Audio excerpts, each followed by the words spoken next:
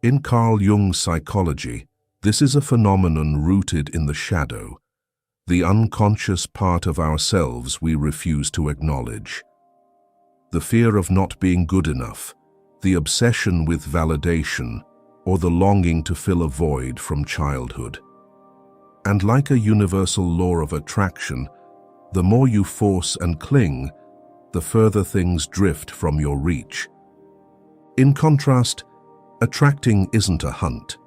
It's like sitting under a tree, reading a book, and a butterfly naturally lands on your shoulder. Not because you tried, but because you're fully present. In Jungian psychology, this is the state of someone who has embarked on individuation, the journey of integrating the fragmented parts of the soul to live as a unified, complete, and autonomous being. When you stop chasing love, fame, or attention, and simply live in alignment with your deepest essence, you become a natural field of attraction. Chasing is a form of control. Often unrecognized, it carries an underlying anxiety. If I don't try, I won't get it. Someone who incessantly messages an unresponsive partner, believing that with enough persistence or cleverness, the other will change, is acting from this place. But deep in the unconscious, this behavior sends a clear psychological signal. I don't believe I'm worthy of being chosen. And the other person's unconscious picks up on it. The result? Increasing distance. Conversely, when you attract instead of chase, you operate from a state of abundance, not lack. You don't seek love to fill a void, but because you're already whole and ready to share.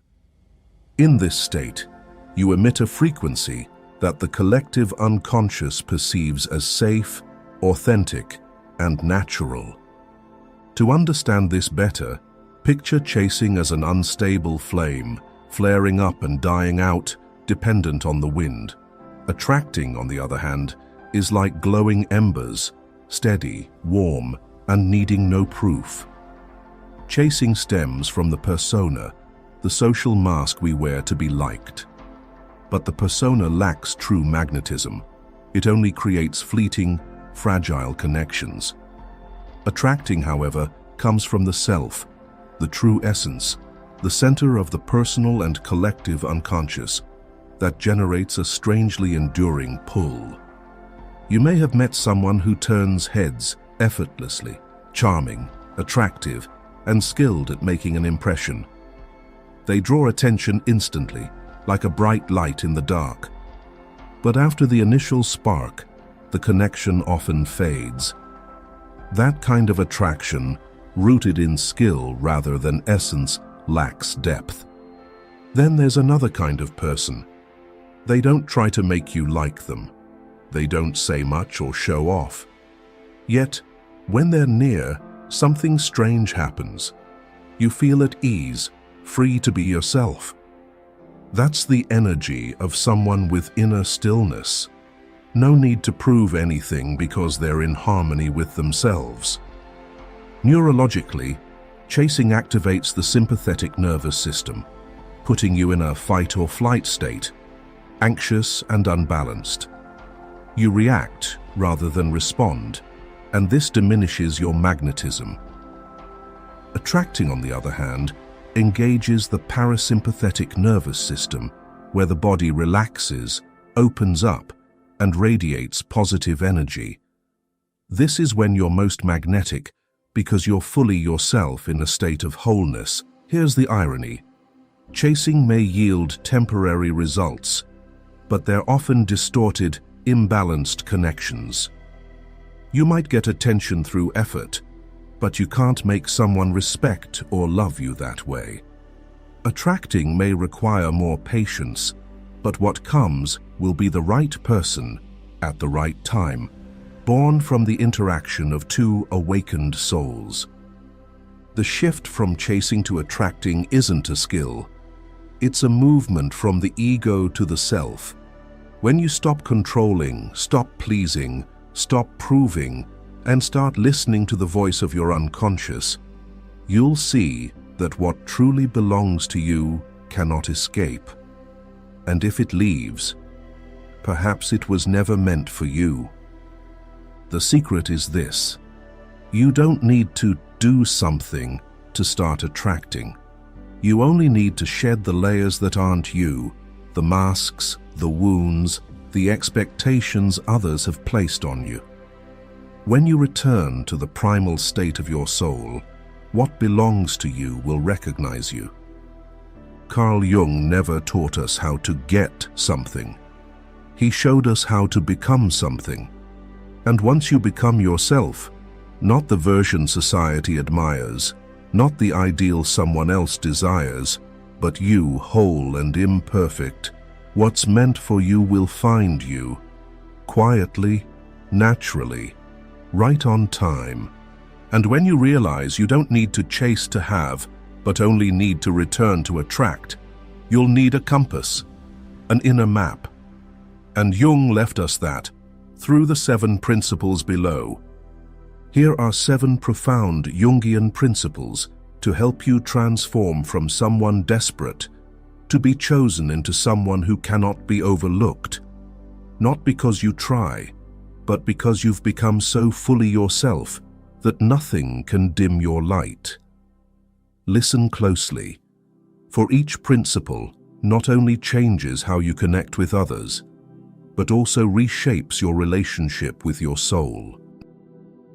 Number 2, 7 Jungian principles to stop chasing and start attracting. Rule 1. Listen to the unconscious. The unconscious doesn't speak.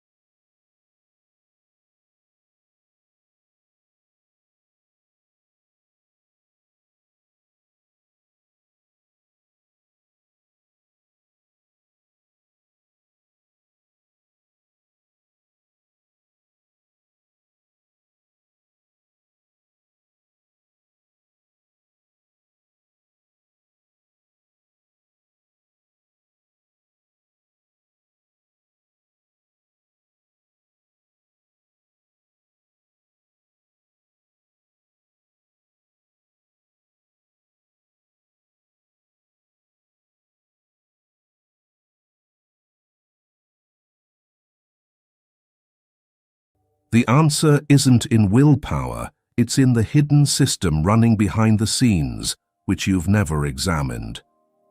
Jung called dreams the small hidden door to the deepest parts of the soul. What you dream shouldn't be ignored. A woman dreaming of driving a car only to have someone seize the wheel might be living a life dictated by others' expectations. A man dreaming of being chased out of his own home could reflect a sense of not belonging, of being unaccepted in his own body or past. The unconscious doesn't just reflect, it warns, suggests, and guides. It's not just dreams. Sometimes you feel drawn to a stranger for no clear reason. Sometimes an urge pushes you to do something irrational, like quitting a good job, traveling far, or starting over.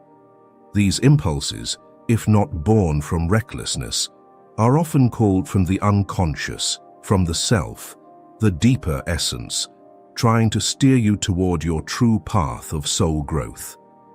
That's your soul speaking, but are you listening? In reality, many people hear the unconscious, but choose to ignore it out of fear. Fear of change, fear of losing what they have, fear of facing parts of themselves they've never dared touch. A woman feels inexplicable sadness when returning to her husband's home, but reassures herself, everything's fine. A successful businessman suddenly feels weary of his busy life, despite being seen as a role model. They don't realize the unconscious is sounding an alarm, and if ignored too long, it will knock louder through crises, depression, or an unexplainable emptiness. Listening to the unconscious is the bravest act a person can undertake. It requires you to be still, to endure ambiguity, to sit with your fears, wounds, and the parts you're not proud of. But only by doing so can you restore your connection to your true soul. And from that connection, you begin to radiate an energy no one can replicate, because it comes from you, unfiltered, authentic. For it is there, in that silent, shadowy, symbol-rich place, that your soul patiently waits for your return. Rule 2. Face the shadow instead of running from it. If the unconscious is the operating system running silently beneath the conscious screen, the shadow is the hidden data, those ugly files labeled "Do not open," "Do not acknowledge." Have you ever felt angry just because your partner replied late? Or did you feel inexplicably insecure in front of your boss? That's the shadow surfacing. Carl Jung called the shadow the second self, the part of you cast aside as you built an acceptable image to survive in society. It's the child taught not to be angry, growing into an adult who can't defend themselves. It's the girl criticized for being too ambitious, maturing with a gentle smile, but suppressing her desire to shine. It's the boy called crybaby by his father, now laughing loudly through every pain. Those parts don't vanish. They hide, waiting for moments of weakness, exhaustion, or loss of control to emerge. Think about it. What part of you was silenced because it wasn't accepted? Is it still waiting for you to look back? Share with us below. We and others watching this video are here to listen. Facing the shadow isn't some abstract spiritual concept. It's profoundly practical, looking at the real reason you snap at your partner. Perhaps a part of you, once abandoned, is screaming for recognition. Examining why you avoid success. Maybe you were labeled ordinary, and deep down, you fear shining will make you hated. The shadow is every emotion you don't allow yourself to feel, every aspect you force yourself not to be. Yet it's the part that most powerfully shapes how you love, work, and choose your life. A friend of mine used to despise people who show off their intelligence. She'd call them arrogant or fake. But during a therapy session, she broke down recalling her elementary school days, ostracized by peers for winning academic awards. From then on, she suppressed her intelligence, felt insecure sharing her opinions, and unconsciously reacted negatively to those who dared to shine. She hadn't realized her shadow, the part she rejected, was silently controlling how she judged others. Jung didn't teach us to eliminate the shadow. He taught us to integrate it, bring it into the light. That takes courage, but it's the first step to freeing the trapped life energy within you. Every part you reject, holds immense power, stifled creativity, locked instincts, and buried authenticity. A man who faces his jealousy instead of pretending to be tolerant learns to set clear, honest emotional boundaries. A woman who admits her ambition stops feeling inferior in meetings. When you sit down to dialogue with your shadow, without blame or avoidance, you do what few dare. Become a true human, not just an acceptable version. And something strange happens. When the shadow is seen, it stops causing chaos. When you face your inner darkness, you are no longer haunted by others' darkness.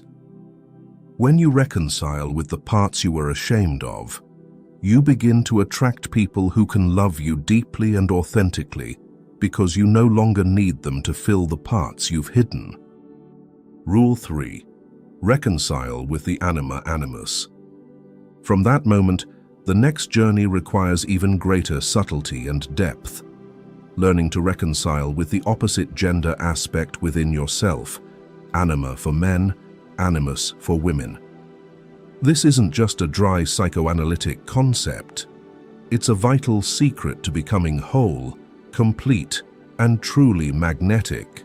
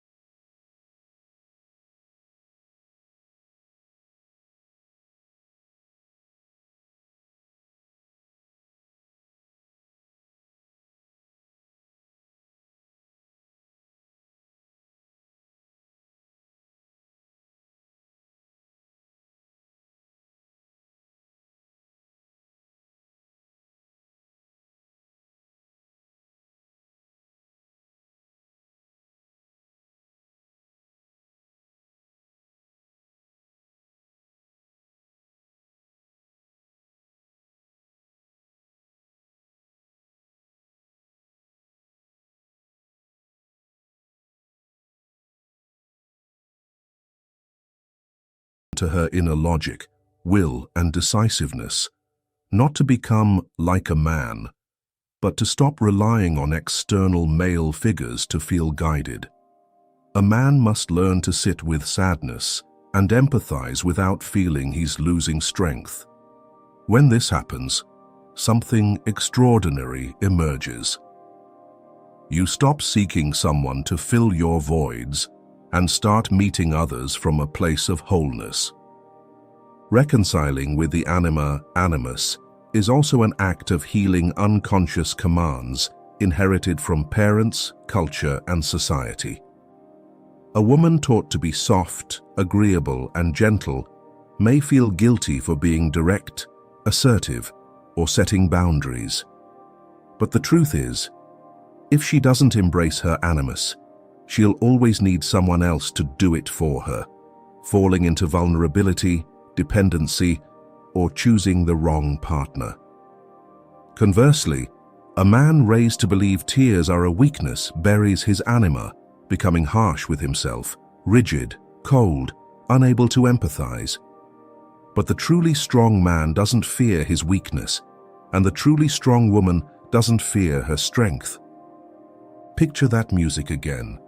When you play with both hands, the sound isn't just complete, it's vibrant, soulful, and deep. Life is the same. You don't need someone to complete you. You need to go within and call back the rest of yourself. That's when your attraction shifts from lack to a frequency of wholeness. Rule 4. Live according to the self. If the persona is the mask you wear to fit into the world, the self is the primal face you had before you learned to wear that mask. Living according to the self isn't about becoming perfect. It's about living as a whole, unfragmented person, not playing a role, someone who has become their truest self in the deepest way their soul can reach. Imagine a compass. The persona is the needle adjusted to the point where others expect. I should be gentler. I should be more successful. I should know how to make others like me. But the self is the true magnetic field within you, silent, yet always pulling the needle back to its rightful direction, no matter how much you twist it. You can pretend in a meeting, in a relationship, or even to yourself. But there's always a deep part of you that knows. You're not being true. If you can, pause for a moment here. Close your eyes and ask yourself, who am I living as? The answer might surprise you. Carl Jung saw the self as the ultimate center of the psyche, the intersection of the conscious and unconscious, the core that holds all you have been, are, and could become. Unlike the fragile, reactive ego, the self is the profound, calm, and enduring essence. When you live from the self, you don't need to try to be yourself. You are yourself so steadfastly that the world realigns around you. Living according to the self doesn't mean turning your back on society. It's the ability to stand among others without losing yourself, to say no without guilt, to choose a path no one supports, yet feel at peace. In Jungian psychology, this is the process of individuation, the journey of ceasing to live as a role and starting to live as a living symbol of your soul. A relatable example is those who switch careers, abandoning status to pursue what makes them feel truly alive. A doctor leaving the clinic to paint, a CEO learning pottery, a mother returning to singing lessons. Outsiders may see it as reckless or foolish, but these are people choosing to live from the self. Though the path is rough, it leads home. The paradox is this: to become yourself, you must be brave enough to let go of everything that isn't you. The habits, roles, and outdated beliefs that once helped you survive, but now limit you, must go, so the self can step into the light. Living from the self doesn't mean you won't fear, stray, or hurt. But you'll no longer abandon yourself during turmoil. You'll learn to turn inward for guidance instead of chasing external noise. And strangely, when you live this way, you begin to attract the right people, opportunities, and rhythm of life, not because you tried, but because you've aligned with your soul's original design. Remember, the world doesn't need more perfect copies. The world needs you, real, unfiltered, unpretending, someone who dares to live from the self, like a quiet but powerful declaration: I am here, and I am enough. Rule 5. Trust in synchronicity. The next step, once you begin living from your essence, is no longer about controlling life, but learning to trust its invisible workings. Carl Jung called this synchronicity, meaningful coincidences, random events that are anything but random, where the universe speaks through subtle signals, reminding you you're on the right path. Synchronicity is when you think of someone and they suddenly call. When you're at a crossroads, a passing comment on the radio feels spoken directly to you. For the awakened, this isn't superstition. It's the language of the unconscious communicating with the conscious. the way the inner and outer worlds mirror each other like two sides of the same mirror. Jung said, "Synchronicity is an ever-present reality for those who have eyes to see." It's not that synchronicity doesn't happen, it's that you're too busy, too afraid, or too skeptical to notice. In a world accustomed to control and calculation, trusting the invisible can seem naive. But those who dare set reason aside and listen to the subtle vibrations between events and intuition live in the deepest connection with life. Picture synchronicity as a law of attraction for the soul. When you're awake enough, authentic enough, the frequency you emit draws events, people, and messages that resonate with it. It's not like luck. It's the universe responding to your inner state. When you change within, the outer world begins to rearrange.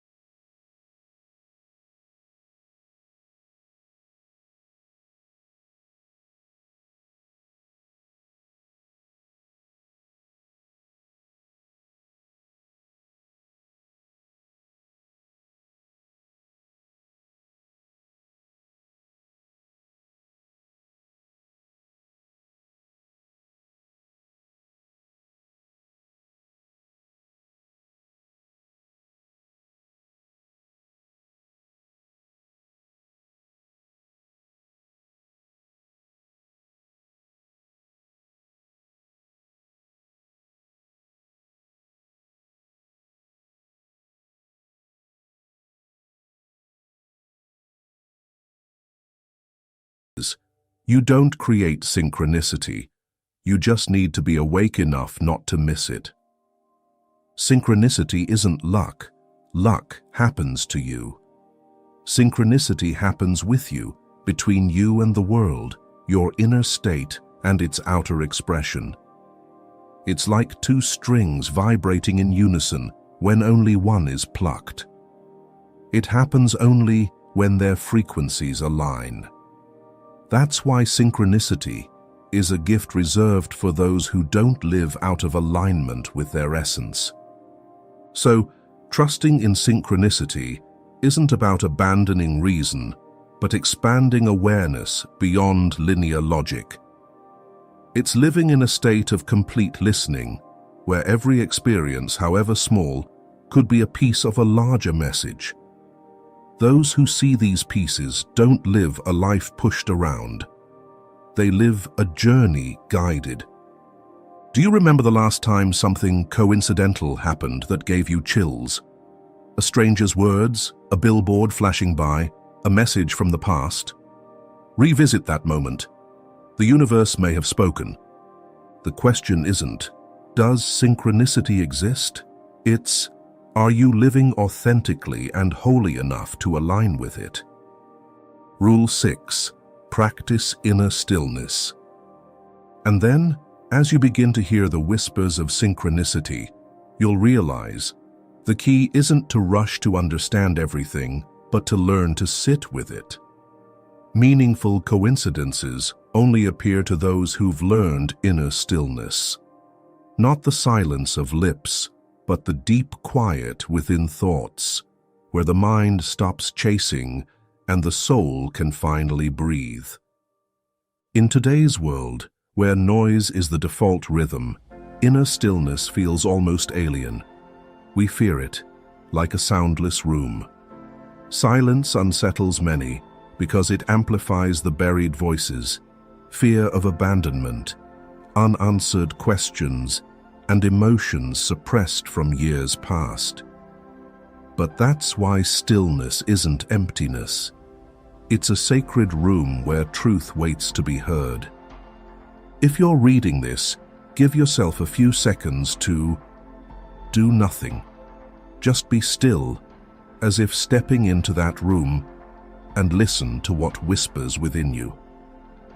Carl Jung didn't speak much of meditation like Eastern traditions, but he deeply understood its essence. Stillness is the condition for the unconscious to reveal itself, for the self to emerge.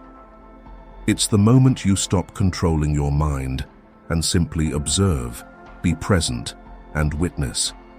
This isn't surrender. It's a state of pure contact with yourself, unadorned, without dogma or goals. A Harvard study found that 47% of the time, our minds are wandering, lost in mind-wandering. Strikingly, during these moments, people feel less happy no matter what they're doing. Disconnection from the present doesn't just distract, it causes suffering. Inner stillness is the antidote. It brings you back to the now, where fear hasn't arrived and the past no longer clings. You can practice stillness in small ways. Turn off your phone during a meal, take 5 minutes to breathe deeply each morning, walk slowly without rushing anywhere. These simple acts are like opening a window to air out the mind's room. You don't need to meditate like a monk. You just need to pause long enough to hear your heartbeat. And from there, something miraculous happens. You start attracting others not through what you say, but through the energy you don't express. There's a strange magnetism to the still. They aren't loud or eager to prove themselves. Yet when they enter a room, you feel an invisible steadiness. Not because they have all the answers, but because they aren't swayed by questions. They don't react quickly, but when they speak, you want to listen. Jung said that someone aligned with the unconscious is no longer a floating individual, but the center of a living magnetic field. And that's only possible when you're still enough to hear what moves beneath the surface of life's lake. Practicing inner stillness isn't about becoming enlightened. It's simply about hearing your soul's primal voice, untainted by society's noise. In that silence, you realize something strange. You don't need to try to attract anyone. You don't need to impress. You just need to be here, fully yourself, wholly present. And when you're present like that, your stillness becomes a magnetic wave, reaching what's searching for you. Rule 7. Walk the path of individuation. This brings you to the most pivotal threshold in Jungian psychology, the threshold of individuation. No longer a single act or fleeting moment of enlightenment. Individuation is a lifelong journey where you don't become someone else. You become your truest self as fully as possible. Jung called individuation the process by which a person becomes themselves, an irreplaceable, complete, and unique individual. It's not a journey of the mind, but of the soul, where you must walk through fear, confront the shadow, face the unconscious,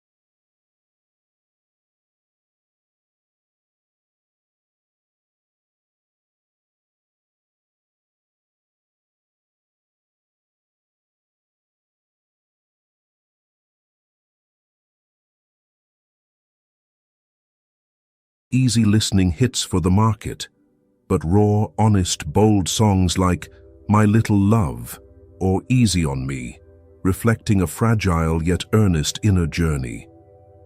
The album wasn't written for sales. It was written to heal and to affirm that Adele was creating for her soul before her audience. Remarkably, when she sang about divorce, single motherhood, insecurity, and self-awareness, millions were moved.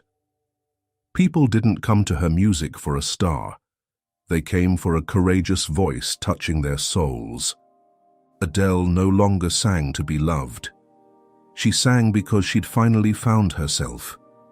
She wasn't a product of market tastes anymore, but a vibrant, whole essence. That growth, through walking the path of individuation, became a magnetic field drawing resonant souls. The key is this: individuation isn't a goal to be graded or applauded. It's the courageous act of turning inward to live authentically, not perform. When you step into that journey, though lonely, painful, or judged as reckless, you begin to create the magnetic field of the self, and the self will guide you. Adele said in a 2021 SurvivorNet interview, "I'm the happiest I've ever been, not because of fame, but because she lived her individuated journey, a real person, no longer playing a role." And on that path, you may feel something strange. Each time you're true to yourself, though it hurts or confuses, you feel more alive than ever. Like a river finally finding its true course, no longer diverted by artificial dams. It may veer into forests, crash against rocks, face obstacles, but it's on its path. And it knows. No one is truly magnetic because they're perfect. People are drawn to something deeper, inner honesty, the steadiness of someone who no longer needs to prove anything.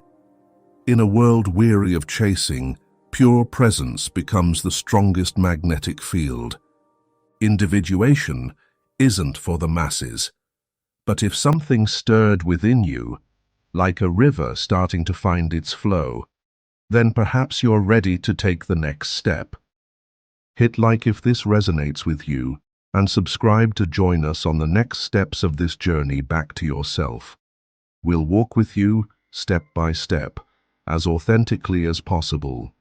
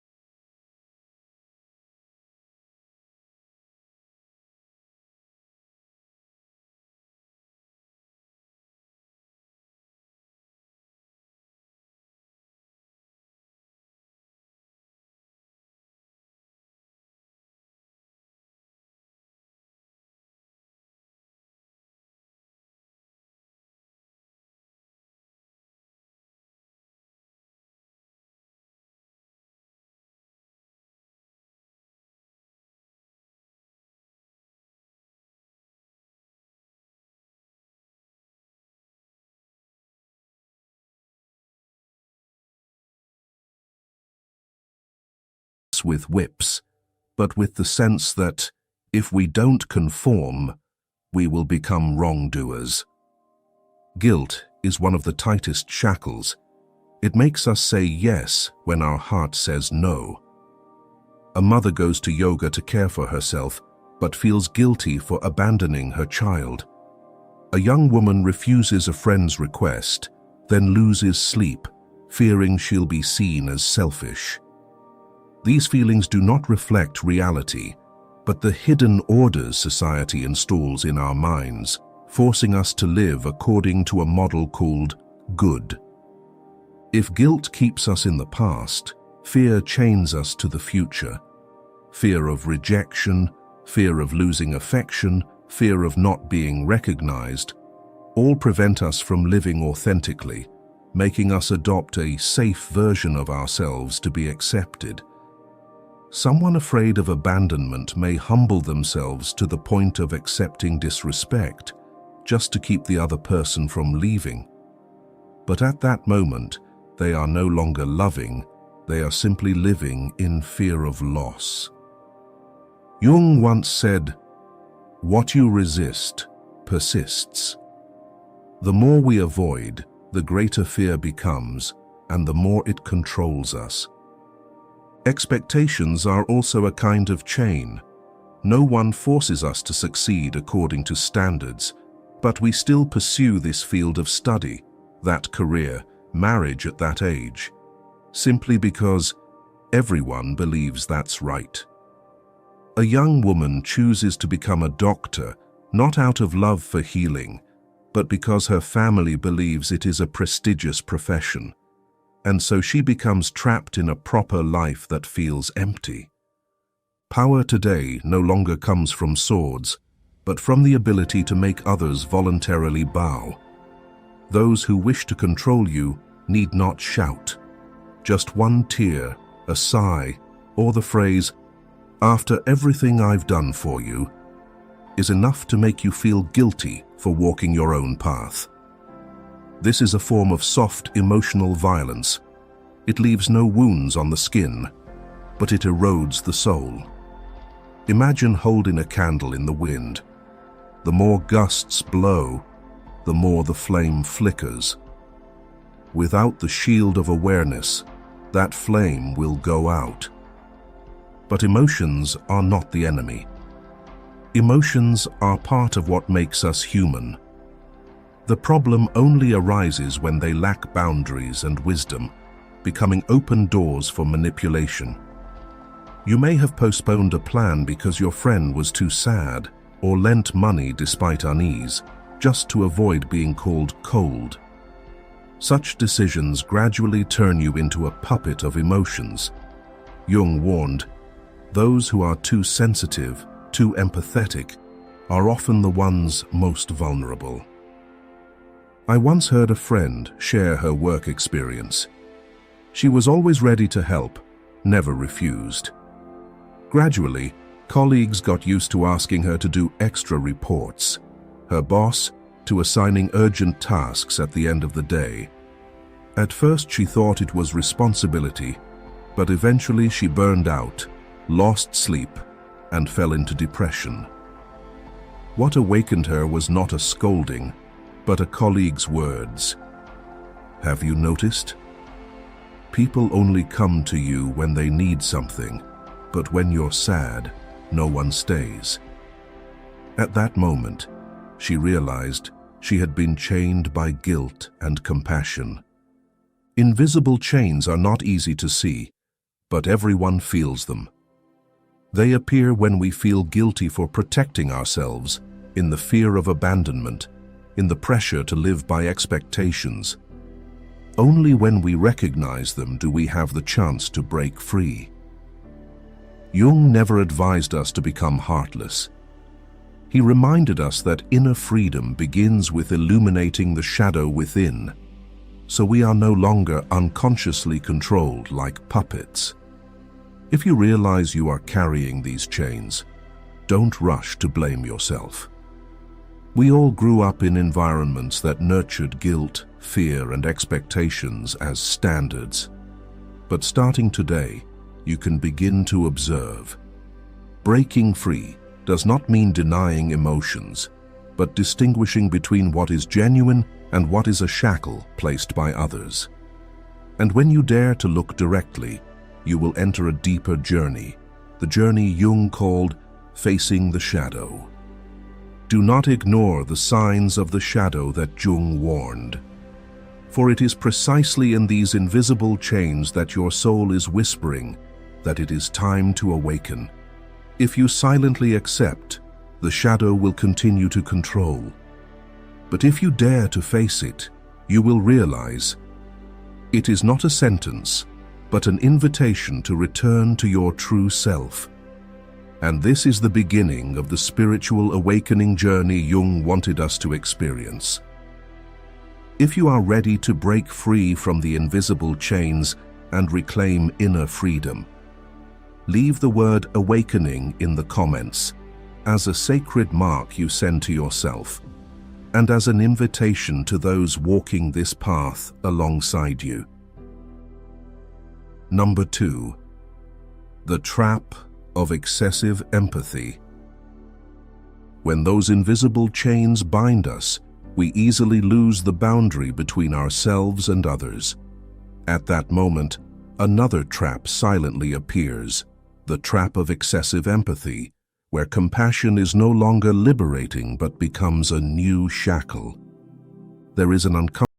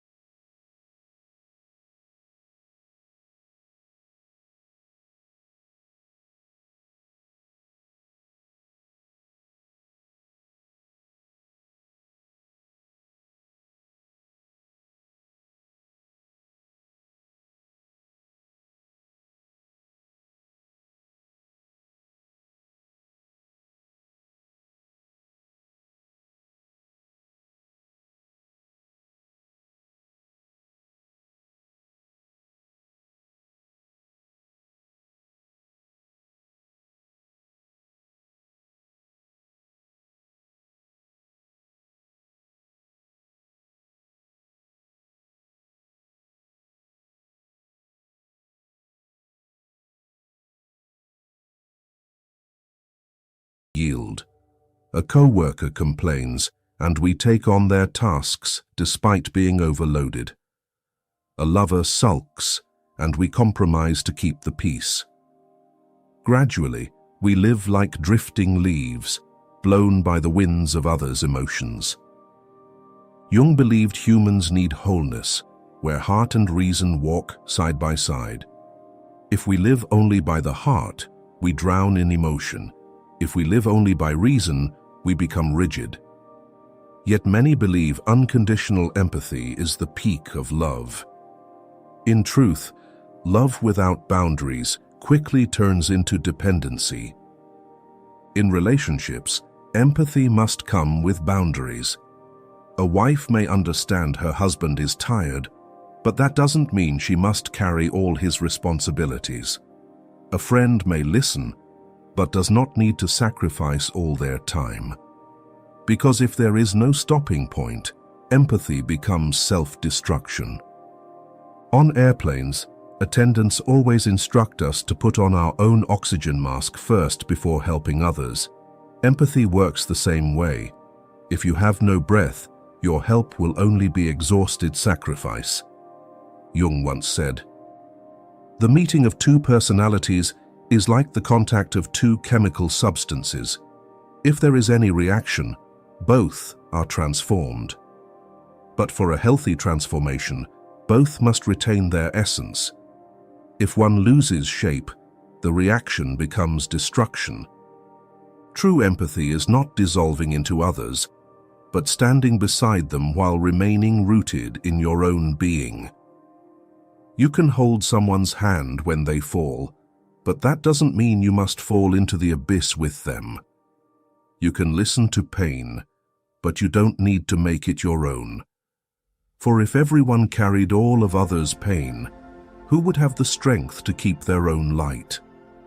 Escaping this trap begins by recognizing your own limits. Ask yourself, am I empathizing to share or to seek acceptance? Because when empathy becomes a tool to prove your worth, it has lost its original purity. Remember that real love is not always soft. Sometimes it requires firmness. Saying no to unreasonable requests, refusing the savior role when you lack the strength, is also love, for yourself and for the other person, because you are not letting them depend on you. The trap of excessive empathy makes us believe the more we love, the more we endure, the better. But Jung reminds us, love is only healthy when paired with boundaries. The heart truly shines only when united with reason and awareness. Do not ignore the signs of the shadow. Jung warned of, "For if we continue ignoring, we will live as puppets in the emotions and expectations of others." Spiritual awakening begins when we dare to face these signs, not letting them consume us, but turning them into a doorway toward inner freedom. Number 3, the strategy of the manipulator. When empathy no longer comes with boundaries, we easily become leaves drifting on others' emotions, and at that very moment, another force silently enters. Manipulators. They do not arrive with shouts, but often wear the cloak of victimhood. Like Iago in Shakespeare's tragedy Othello, a man who wielded no sword, never struck directly, yet with mere whispers, tears and schemes, planted such deep doubt in Othello's mind that it destroyed everything. In real life, I once heard of a young man who wanted to end a relationship, yet was held for years because his ex-girlfriend constantly cried, begged, sent pleading messages, even threatened self-harm. And from this, we see clearly, tears are not always truth. Some tears are weapons of manipulation. Emotional manipulation under the guise of victimhood is an ancient yet effective strategy. Instead of using force, they make you believe you are guilty. A sigh, a sad look, or the phrase, "If you leave me, who else will endure and sacrifice for you like I did?"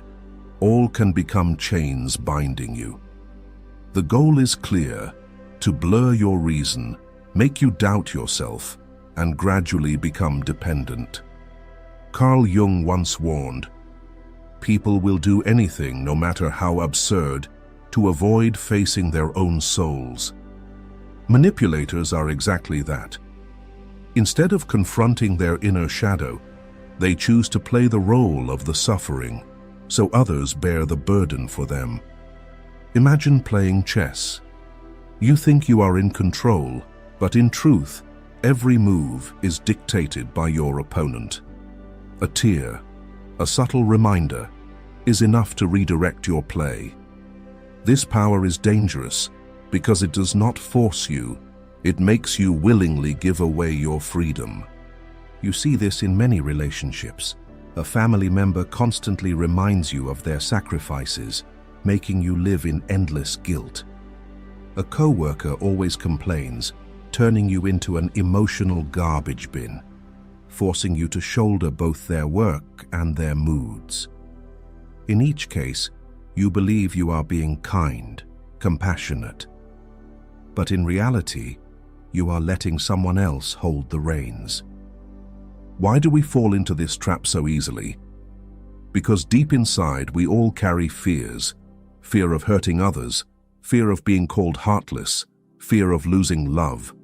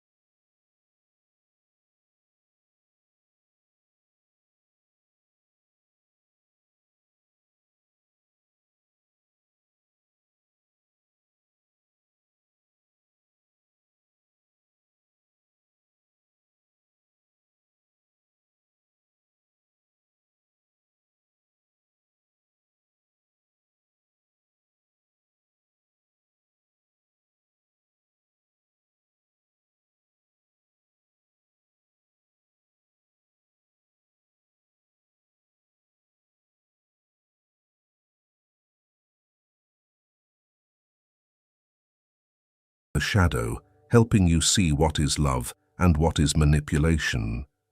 The manipulator's strategy does not lie in outward strength, but in turning emotions into chains. They make us forget clarity, doubt ourselves, and gradually depend on them. If we overlook this subtle strategy, we may think we are loving, but in truth, we are being led down the road of lost freedom. And when you realize this, remember, tears can be real, but they can also be props.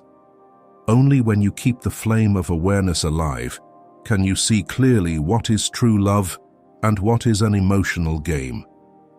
Have you ever experienced a relationship or situation where tears, sighs, or reminders of sacrifice made you feel stuck, even when reason told you it was time to walk away? Share your story in the comments.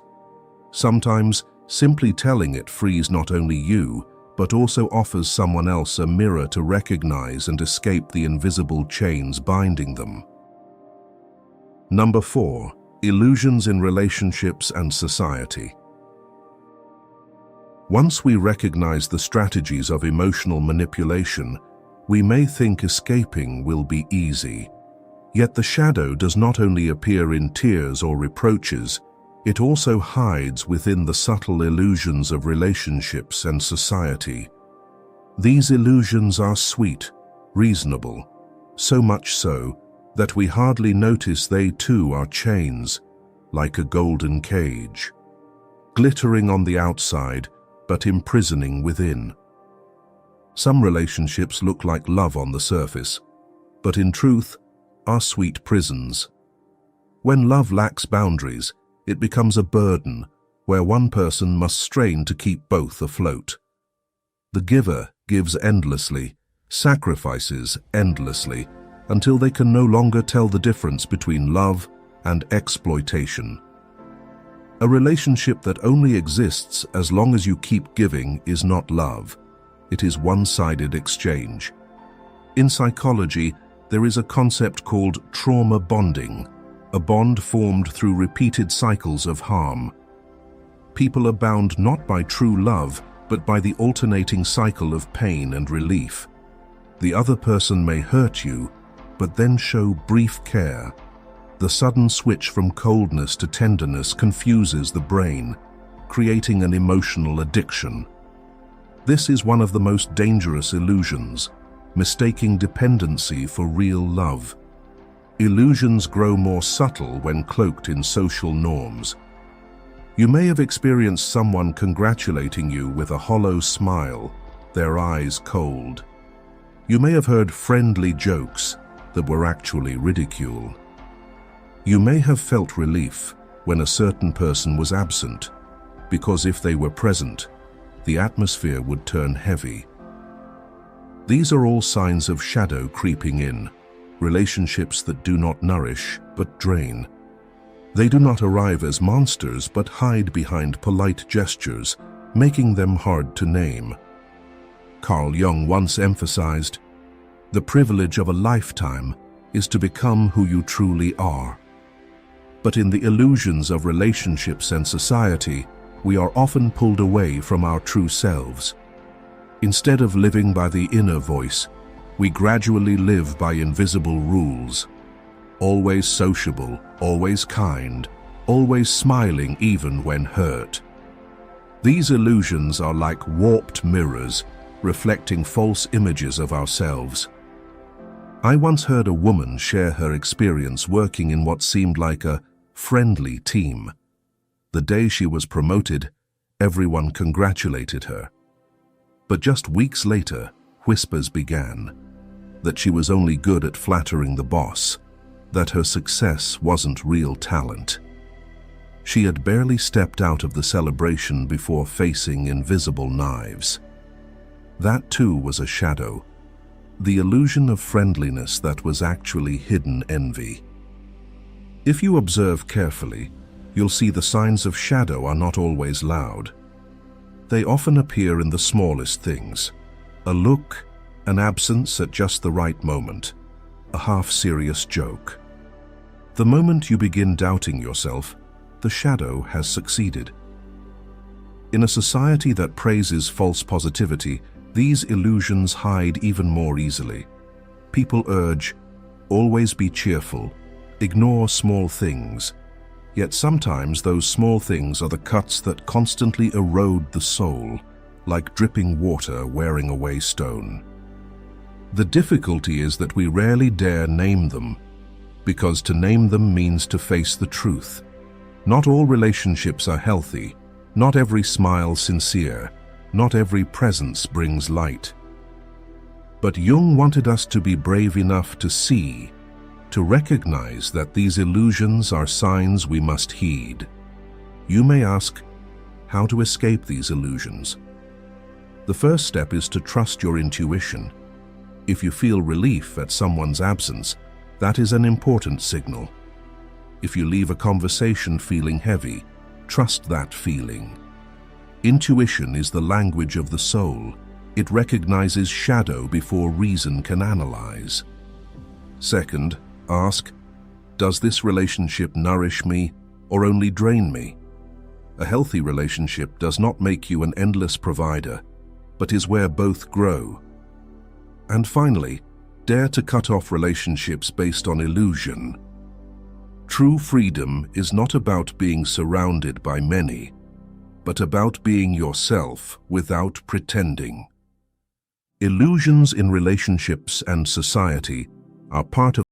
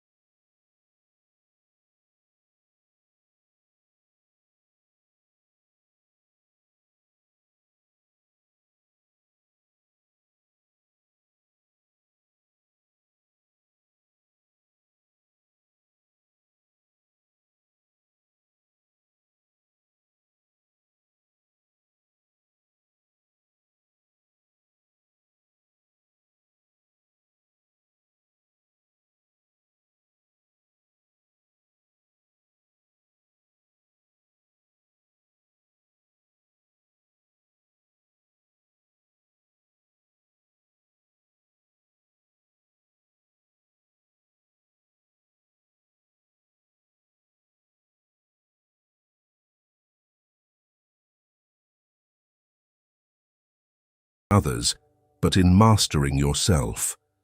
But mastery does not mean suppressing emotions. It is the awareness to observe, to see fear, jealousy, anger, without immediately letting them rule. Like a sailor in rough seas, the waves still rise, but he knows how to hold the helm, not crashing into rocks. One useful tool is strategic silence. In a noisy world, silence is often misunderstood as coldness. But in truth, silence is a weapon of protection. When someone tries to corner you with reproach, your silence is not defeat. It is how you keep your mind from being swept into the storm. Silence is the space that allows you to see more clearly instead of reacting in chaos. In one therapy session, a patient shared, whenever her teenage son grew angry, she used to shout back, worsening the tension. Over time, she practiced pausing. When anger flared, she did not react, but breathed deeply, remained silent for a few minutes. At first, this angered her son more, but gradually, the atmosphere softened. She realized silence was not abandonment, but offering both a breathing space, so neither was ruled by emotion. This is a prime example of emotional sovereignty. You cannot control others' emotions, but you can choose your response. Many fear emotional sovereignty will make them cold. But in truth, cold here is not a frozen heart, it is clarity. Like a glass of iced water on a summer day, cool, clear, soothing, not freezing. When we are clear, we still love, still empathize, but do not let love turn into dependence. In relationships, those with emotional sovereignty are not dictated by sarcasm, threats, or cold gestures.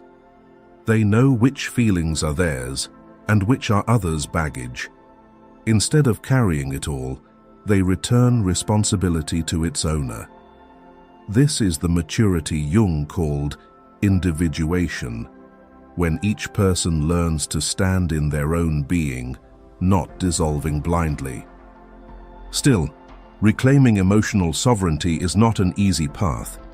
It requires constant practice. Sometimes you will fail. You may still cry at criticism, still rage when misunderstood. But the difference lies here.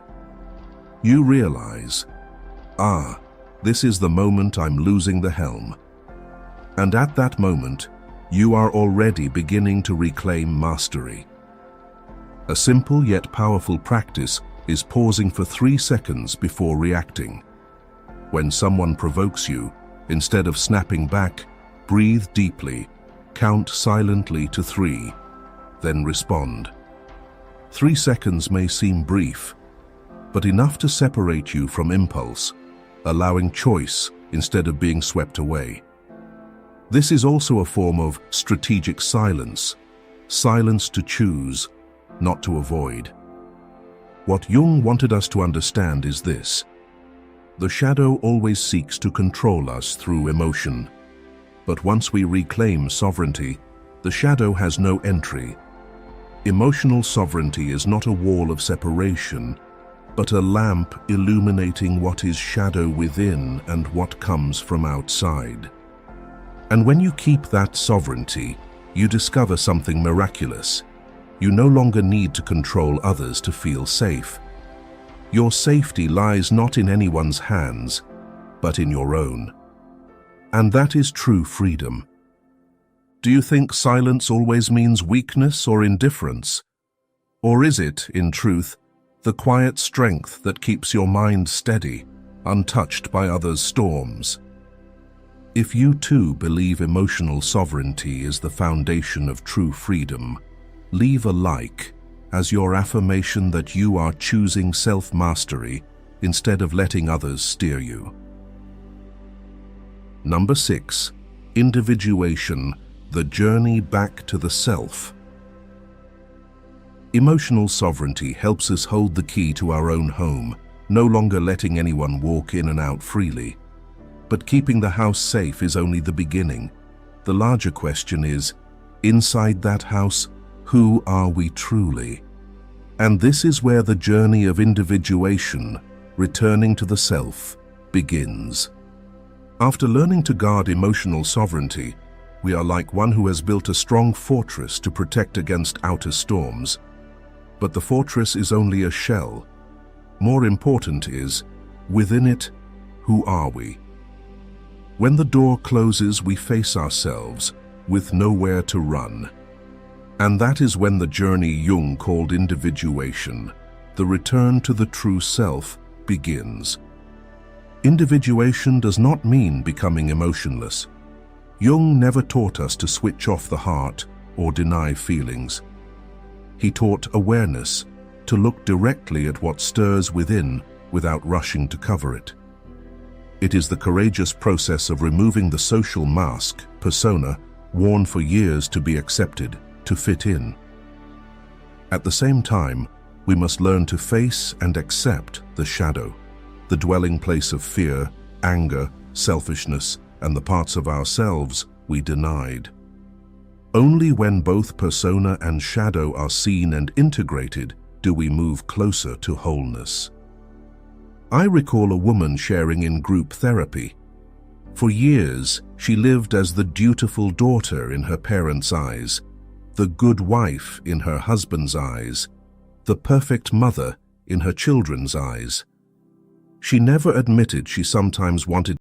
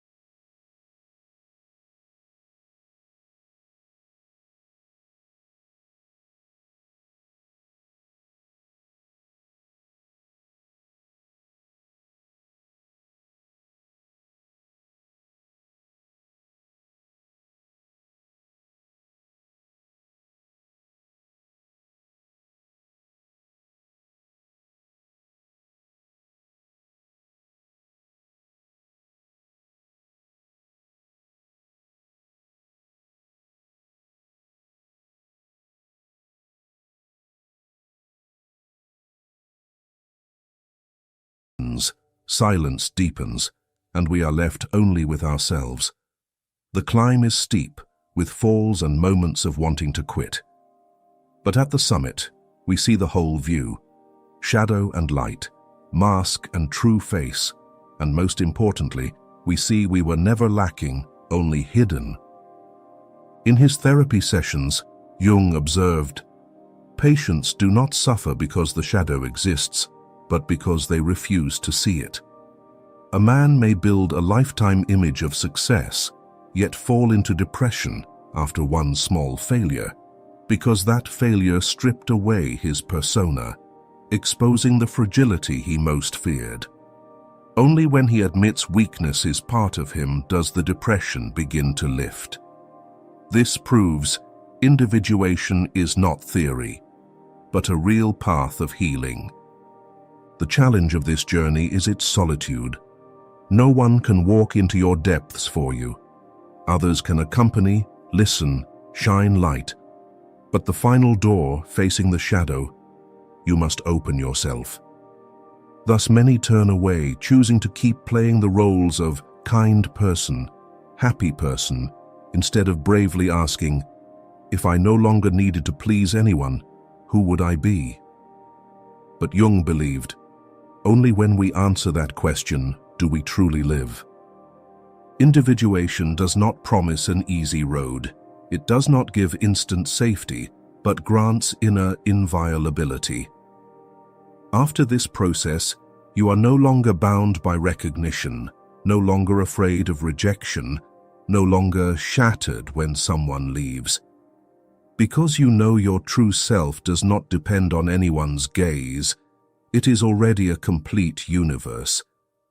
And that is what Jung meant by individuation, not becoming someone better in others' eyes, but returning to yourself, a being of both light and shadow, fragility and strength, whole, not perfect. Looking back at the 6 layers of shadow Jung warned, we see true freedom does not come from escaping the world, but from courage to face and integrate what lives within. The shadow is not an enemy to destroy, but a mirror reflecting the parts we once denied. Each time we dare to name a chain, dare to look at an illusion or an emotional storm, we step closer to returning to the self. And that is Jung's legacy. Awakening is not a glamorous path, but a daily choice, choosing to observe instead of fleeing, choosing awareness instead of dissolving, choosing truth instead of performance. When you keep inner sovereignty and embark on individuation, you realize the light never left. It only waited for you to lift the veils so it could shine again. If this video touched you, share it to spread the message, and don't forget to subscribe. Because the journey into the shadow to find light is not one anyone must walk alone. We can continue together, each day more awake and whole, to live as free souls, clear and unbound by any invisible chains.